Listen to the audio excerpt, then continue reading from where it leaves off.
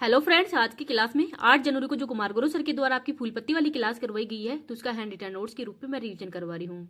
तो आज सर के द्वारा मैदान सीरीज 2.0 भी लॉन्च की गई है, तो उसका भी मैं रिवीजन करवाऊंगी। और साथ में लल्लन टॉप क्वेश्चन है, वो जनवरी 2024 है, उसकी इंपॉर्टेंट क्वेश्चन है वो करवाए गए हैं। तो प्लीज आप क्लास को लास्ट तक देखना है।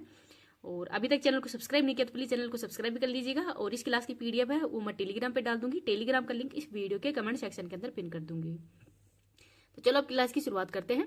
18वें प्रवासी भारतीय दिवस कार्यक्रम 2025 का मुख्य अतिथि किसे चुना गया है? तो त्रिनाद और टोबैगो को। तो जो प्रवासी भारतीय दिवस है ये 9 जनवरी 1915 को ही जो महात्मा गांधी जी है दक्षिण अफ्रीका से भारत आए थे, तो इसी दिन को ही जो प्रवासी भारतीय दिवस है इसी के रूप में मनाया जाता है। इस बार एक क्रम के हिसाब से 18वें नंबर का है। होस्ट है भुवनेश्वर उड़ीसा, तो भुवनेश्वर उड़ीसा इसका होस्ट है।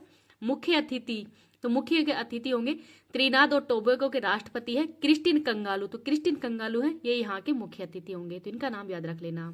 थीम क्या है? तो विकसित भारत के लिए प्रवासी भारतीयों का योगदान। विकसित भारत के लिए प्रवासी भारतीयों का योगदान, ये इस बार की थीम है। 17वां सम्मेलन है, ये इंदौर के अंदर हुआ था 2023 में, पहला हुआ था 2003 के अंदर ही नई दिल्ली के अंदर, और इस बार ये क्रम के हिसाब से 18वां है। आगे देख लेते हैं क्वेश्चन नंबर 2। बेमौसम बारिश को प्राकृतिक आपदा किसने घोषित किया है? तो उड़ीसा ने। तो उड़ीसा के सीएम है मोहन चरण मांझी, और ये एमएलए चुने गए थे, क्यूजर सीट से एमएलए चुने गए हैं। और इन्होंने जो फसल के नुकसान की भरपाई है अब वो सरकार के द्वारा ही किया जाएगा, इस वजह से बेमौसम बारिश है उसको प्राकृतिक आपदा घोषित किया है। सरपदंश को अधिसूचित रोग किसने घोषित किया है? तो तमिलनाडु ने। हीट वेव लू को प्राकृतिक आपदा, ये मध्य प्रदेश ने घोषित किया है। सुभद्रा योजना और लाभ योजना ये भी उड़ीसा सरकार ने शुरू की गई थी, तो इनका नाम भी याद रख लेना। नेक्स्ट है क्वेश्चन नंबर 3। भारत पोल पोर्टल का संबंध किससे है? तो सीबीआई। तो सीबीआई की फुल फॉर्म क्या है? सेंट्रल ब्यूरो ऑफ इन्वेस्टिगेशन, और ये लॉन्च किया है अमित शाह, जो कि वर्तमान में भारत के गृह मंत्री हैं। इंटरपोल के माध्यम से ही जो अंतर्राष्ट्रीय सहायता है वो पहुंचाई जाए, इस वजह से ही भारत पोल पोर्टल ही लॉन्च किया है, और इसका सूचना का फास्ट स्थानांतरण भी हो सकेगा। इंटरपोल की स्थापना 7 सितंबर 1923 को की गई है। हेडक्वार्टर है लियोन्स, फ्रांस के अंदर। बैंक नेट पोर्टल, जो बैंक नेट पोर्टल है ये किसने लॉन्च किया है? तो वित्त मंत्री, जो वित्त विभाग उसके द्वारा ही लॉन्च किया गया था। ई नीलामी पोर्टल है ये। सैनी पोर्टल यूजीसी के द्वारा लॉन्च किया गया है। केंद्रीय सतर्कता आयोग, तो संधानम समिति की सिफारिश पर ही केंद्रीय सतर्कता आयोग है इसकी स्थापना की गई थी। डीआरडीओ की जांच के लिए समिति, तो विजय राघवन पैनल बनाया गया है, तो इनको भी याद रख लेना। यह है क्वेश्चन नंबर 4। केंद्रीय मंत्री श्री राजीव रंजन सिंह ने ही भारत के पहले जैविक मत्स्य पालन क्लस्टर का शुभारंभ कहाँ पे किया है? तो सिक्किम के अंदर। तो केंद्रीय मंत्री जो राजीव रंजन सिंह है उनके द्वारा ही जैविक मत्स्य पालन क्लस्टर है ये शुभारंभ किया गया है सिक्किम के ही सोयंग जिला के अंदर। उद्देश्य है न्यूनतम पर्यावरण प्रदूषण करना, और सहायता नाबार्ड की सहायता से स्थापित किया गया है। नाबार्ड की स्थापना 12 जुलाई 1982 को की गई है, शिवरमन समिति की सिफारिश पर ही। हेडक्वार्टर है मुंबई के अंदर। सागा दावा फेस्टिवल, लोसांग फेस्टिवल और सोनम लोछार जो फेस्टिवल है इनका आयोजन भी सिक्किम के अंदर किया जाता है। और 4 क्लस्टर भी मतलब शुरू किए गए हैं, कौन कौन से हैं? डूना क्लस्टर अंडमान निकोबार के अंदर, सहवाल क्लस्टर लक्षद्वीप में, पर्ल क्लस्टर ये हजारीबाग झारखंड में, और सजावटी क्लस्टर है जो सजावटी मछली है वो मदुरई वेगई नदी के किनारे है, वो यहाँ पे शुरू किया गया है। पहला रेलवे स्टेशन का शुभारंभ भी सिक्किम में ही किया गया है, तो ये भी याद रख लेना। आगे है क्वेश्चन नंबर 5। 82वें वार्षिक गोल्डन ग्लोब पुरस्कार 2025 के अंदर ही सर्वश्रेष्ठ पिक्चर का अवार्ड किसे मिला है? तो द ब्रूट लिस्ट को मिला है। होस्ट है निक्की ग्लेशियर, जो कि महिला है वो इसका होस्ट है। आयोजन कैलिफोर्निया यूएसए में किया गया है। क्रम के हिसाब से 82वां नंबर का है, और इसमें सर्वश्रेष्ठ मोशन पिक्चर पीरियड का अवार्ड है ये द बुट लिस्ट को ही दिया गया है। बेस्ट एक्टर का अवार्ड है ये एड्रियन बार्टरी को दिया गया है। डायरेक्टर का अवार्ड है ये बैटरी कार्बेट को दिया गया है, जो कि फिल्म उनकी ही है। तो द ब्रूट लिस्ट फिल्म के डायरेक्टर है बैटरी कार्बेट, इनको ही बेस्ट डायरेक्टर का अवार्ड भी दिया गया है। 96वां ऑस्कर फिल्म का अवार्ड है ओपेनहाइमर को दिया गया है। 17वां फिल्म फीचर का अवार्ड है ये अट्टम को दिया गया था, जो कि एक मलयालम फिल्म है। आगे देखते हैं क्वेश्चन नंबर 9। नाड़ी तरंगनी का संबंध किससे है? तो आयुर्वेद डायग्नोस्टिक्स उपकरण से है, और इसका निर्माण है वो अत्रेय इनोवेशन पुणे के द्वारा इसका निर्माण किया गया है। एआई पर आधारित है। भारत का first Ayurvedic pulse diagnostic machine है ये। केंद्रीय औषधि मानक नियंत्रण संगठन है उसके द्वारा मंजूरी दे दी गई है। और कल्पा सुवर्ण क्या है? तो ये नारियल की किस्म है। आगे देखते हैं क्वेश्चन नंबर 7। दुनिया की सबसे बुजुर्ग ओलंपिक चैंपियन एग्नेस कैलेटरी का निधन हो गया है। तो ये कहाँ की रहने वाली है? तो हंगरी की रहने वाली है। इन्होंने ओलंपिक के अंदर ही 8 पदक जीते हैं और इनका खेल है जिम्नास्टिक। तो इनके द्वारा ही 1952 का जो हेलेंसिकी और 1956 का जो मेलबर्न के ओलंपिक हुआ था उसके अंदर 5 गोल्ड जीते गए थे। तो ये गोल्ड मेडलिस्ट है, 8 इन्होंने पदक जीते हैं अभी तक। हंगरी की राजधानी बुडापेस्ट है। घास के मैदान पुस्ताज कहलाते हैं। हंगरी के राष्ट्रपति है तमस सुलियोग। और 45वां शतरंज ओलंपियाड है, ये हंगरी के अंदर ही हुआ था और इसका विजेता भारत बना है। टोमिका इडुका ये जापान की है और विश्व की सबसे बुजुर्ग जीवित महिला है और इनका भी 116 वर्ष की उम्र के अंदर हाल ही में निधन हो गया है। नेक्स्ट देखते हैं क्वेश्चन नंबर 8। भारत के किस पड़ोसी देश में ही 7.1 तीव्रता का शक्तिशाली भूकंप आया है? तो नेपाल में। तो नेपाल है, इसका केंद्र तिब्बत था और भारत के अंदर पश्चिम बंगाल, बिहार और सिक्किम, यहाँ पर भी जो भूकंप है ये देखा गया है यहाँ पे भी। और नेपाल से लगने वाली सीमा है उत्तराखंड, उत्तर प्रदेश, बिहार, पश्चिम बंगाल और सिक्किम से नेपाल के साथ में सीमा लगती है। भारतीय प्लेट और जो यूरेशियन प्लेट है इनके मध्य टकराव होने के कारण ही ये भूकंप है वो आता है। सर्वाधिक भूकंप, ज्वालामुखी और सुनामी ये प्रशांत महासागर के अंदर आती है। नेक्स्ट है क्वेश्चन नंबर 9। सरकारी स्कूलों के छात्रों के प्रदर्शन का मूल्यांकन करने के लिए ही गुणोत्सव 2025 किसने प्रारंभ किया है? तो असम सरकार ने। तो 14 लाख प्लस जो स्टूडेंट है उनका ही मूल्यांकन करने के लिए ही गुणोत्सव 2025 लॉन्च किया है असम सरकार ने। निजुत मोहिना योजना असम सरकार की है। मोइदम तो ये 43वां विश्व धरोहर स्थल में हाल ही में शामिल किया गया है और मोइदम ये अहोम साम्राज्य के कब्रिस्तान है। स्टेचू ऑफ वेलूर ये जोरहट असम के अंदर ही लचित बोरफुकन है, इनकी प्रतिमा स्थापित की गई थी। आगे है क्वेश्चन नंबर 10। जस्टिन ट्रूडो ने किस देश के प्रधानमंत्री पद से इस्तीफा दे दिया है? तो कनाडा के। तो जो कनाडा के प्रधानमंत्री थे जस्टिन ट्रूडो, उन्होंने इस्तीफा दे दिया है। इस्तीफे का कारण है यूएसए के राष्ट्रपति जो कि डोनाल्ड ट्रंप है, ये 20 जनवरी को शपथ लेंगे, 47वें नंबर के राष्ट्रपति बने हैं और इन्होंने बताया है कि शपथ लेते ही 25% टैरिफ है वो कनाडा पे लगाएंगे और यूएसए को ही, जो यूएसए का 51 प्रांत है वो भी कनाडा को बनाने की बात कही है। तो इस वजह से इनके द्वारा इस्तीफा दे दिया गया है।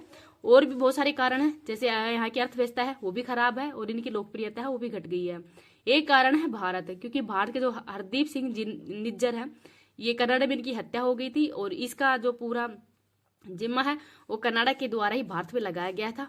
तो भारत इसमें संलिप्त है कि भारत के द्वारा इसकी हत्या की गई है, तो इस वजह से भी इनके ऊपर दबाव था। विश्व की सबसे लंबी तटीय सीमा है वो भी कनाडा की है, तो इनको भी याद रख लेना। करंट ऑफिस देखते हैं। किस देश ने ब्रिक्स में शामिल न होने की घोषणा की है? तो अर्जेंटीना ने। 16वें वित्त आयोग का अध्यक्ष डॉक्टर अरविंद पनगडिया बने हैं। महर्षि वाल्मीकि अंतर्राष्ट्रीय हवाई अड्डे का उद्घाटन कहाँ पे हुआ है? तो अयोध्या के अंदर।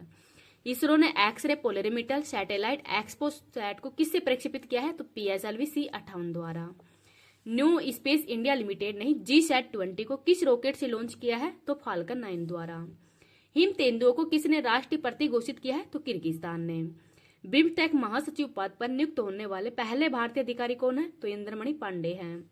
वर्ष 2024 में ही यूनेस्को के 46वें सत्र की अध्यक्षता भारत ने की है।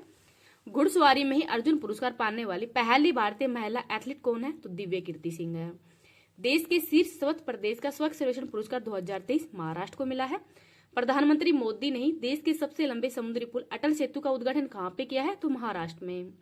पहला मल्टी स्पोर्ट्स बीच गेम्स का समग्र चैंपियन कौन बना है? तो Madhya Pradesh. Global fire power ranking 2024 में भारत का स्थान 4th है। गुटनिरपेक्ष आंदोलन का 19वां शिखर सम्मेलन युगांडा के कंपाला में हुआ है।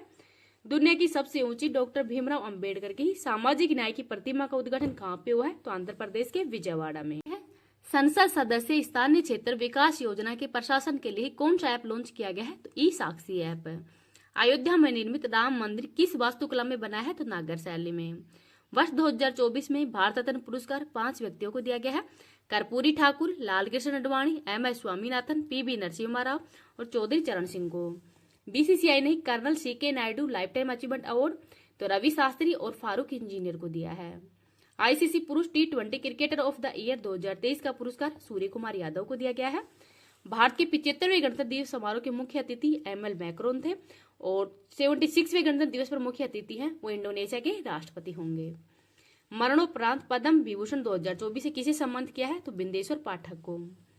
ट्रांसपेरेंसी इंटरनेशनल के भ्रष्टाचार धारणा सूचकांक 2023 में भारत का कौन सा स्थान है? तो 93वां। भारतीय दूरसंचार नियामक प्राधिकरण के अध्यक्ष अनिल लाहोटी बने हैं। वित्तीय वर्ष 2024-25 के अनुसार ही अंतरिम बजट वर्ष 2023-24 में राजकोषीय घाटा 5.8% था। खेलो इंडिया यूथ गेम्स 2023 में सर्वाधिक पदक विजेता महाराष्ट्र है। विश्व वेटलैंड दिवस 2024 का अंतर्राष्ट्रीय सम्मेलन इंदौर मध्य प्रदेश में हुआ है। भारतीय नौसेना में शामिल किया गया है। पहला सर्वेक्षण पोत कौन सा है? तो आईएनएस संध्या का। और सेकंड कौन सा है? तो आईएनएस निर्देशक है। न्यायमूर्ति रितु भैरी किस हाईकोर्ट की पहली महिला मुख्य न्यायाधीश बनी है? तो उत्तराखंड की। ऐतिहासिक समान नागरिक संहिता विधेयक पारित करने वाला पहला राज्य कौन सा है? तो ये उत्तराखंड है। आगे देखते हैं 4th खेलो इंडिया यूनिवर्सिटी गेम्स के लिए कौन सा शुभंकर है? तो अष्टलक्ष्मी। अंतर्राष्ट्रीय न्यायालय का नया अध्यक्ष नवाब सलाम को बनाया गया है। CART सेल थेरेपी का संबंध कैंसर से है। PM सूर्य घर मुफ्त बिजली योजना के तहत कितने यूनिट बिजली मुफ्त उपलब्ध होगी? तो 300 यूनिट। वैश्विक जैव विविधता फ्रेमवर्क कोर्स की पहली बैठक वाशिंगटन DC में हुई है। केंद्रीय खेल मंत्री अनुराग सिंह ठाकुर ने 45वें शतरंज ओलंपियाड की मशाल किसे सौंपी है? तो हंगरी को। भारत की पहली हेलीकॉप्टर आपातकालीन चिकित्सा सेवा कहां पे प्रारंभ हुई है? तो उत्तराखंड में। इसरो ने मौसम उपग्रह इनसैट 3DS को किससे लॉन्च किया है? तो GSLV 14 के द्वारा। 9वें रायसीना डायलॉग में किस देश के प्रधानमंत्री मुख्य अतिथि होंगे? तो ग्रीस के। 58वां ज्ञानपीठ पुरस्कार जगत गुरु रामभद्राचार्य और गुलजार को दिया गया है। प्रवासी प्रजाति संरक्षण महोत्सव COP जो 14 है, इसका आयोजन कहाँ पे हुआ है? तो उज्बेकिस्तान में। BPCL किस भारतीय हवाई अड्डे पर ही देश का पहला हरित हाइड्रोजन क्षेत्र स्थापित करेगी? तो कोच्चि केरल में। लॉन्च निजी चंद्रमा लैंडर ओडिसीएस का संबंध USA से है। बहुराष्ट्रीय सैन्य अभ्यास शांति प्रयास 4th का प्रारंभ नेपाल में हुआ है। सुप्रीम कोर्ट ने चंडीगढ़ के मेयर पद पर किसे विजेता घोषित किया है? तो कुलदीप को। अंतर्राष्ट्रीय मातृभाषा दिवस 21 फरवरी को मनाया जाता है। एशिया का सबसे बड़ा जनजातीय महोत्सव समक्का सरलम्मा जतारा कहाँ पे प्रारंभ हुआ है? तो तेलंगाना में। मैदान सीरीज देखते हैं। भारतीय संविधान का कौन सा अनुच्छेद राष्ट्रपति द्वारा ही शपथ या प्रतिज्ञान की बात करता है? तो अनुच्छेद नंबर 60।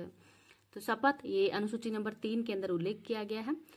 राष्ट्रपति अनुच्छेद नंबर 60 के अनुसार शपथ लेता है। उपराष्ट्रपति अनुच्छेद 69 के तहत और गवर्नर है ये अनुच्छेद 159 के तहत। तो 3 है ये मतलब इसकी शपथ का उल्लेख अनुसूची नंबर 3 में नहीं किया गया है। राष्ट्रपति उपराष्ट्रपति और गवर्नर का इनसे संबंधित अनुच्छेदों के अंदर इनका उल्लेख किया गया है। राष्ट्रपति से संबंधित अनुच्छेद देखते हैं। अनुच्छेद नंबर 52 राष्ट्रपति होगा भारत का। अनुच्छेद 53 कार्यपालिका शक्ति हो राष्ट्रपति में ही निहित होगी। अनुच्छेद नंबर 54 निर्वाचन मंडल का उल्लेख है। अनुच्छेद 55 राष्ट्रपति के निर्वाचन की विधि का उल्लेख है। अनुच्छेद नंबर 56 कार्यकाल का अनुच्छेद 57 जो राष्ट्रपति है वो री इलेक्ट भी हो सकता है। अनुच्छेद नंबर 56 कार्यकाल का उल्लेख है। और राष्ट्रपति की क्षमादान की शक्ति का उल्लेख अनुच्छेद नंबर 72 में है। संसद 17 और 17 अवसर ये इसका उल्लेख अनुच्छेद नंबर 85 में है। और राष्ट्रपति की अनुच्छेद नंबर 61 के अंतर्गत महाभियोग का उल्लेख किया गया है। राष्ट्रपति और उपराष्ट्रपति के चुनाव का विवाद है वो सुप्रीम कोर्ट के द्वारा ही किया जाता है अनुच्छेद नंबर 71 के तहत। तो इनको भी याद रख लेना। युकाटन जल संधि मैक्सिको को क्यूबा से अलग करती है। पाक जल संधि भारत को श्रीलंका से। मलक्का सुमात्रा को मलेशिया से अलग करती है। स्वेज नहर भूमध्य सागर को लाल सागर से जोड़ती है।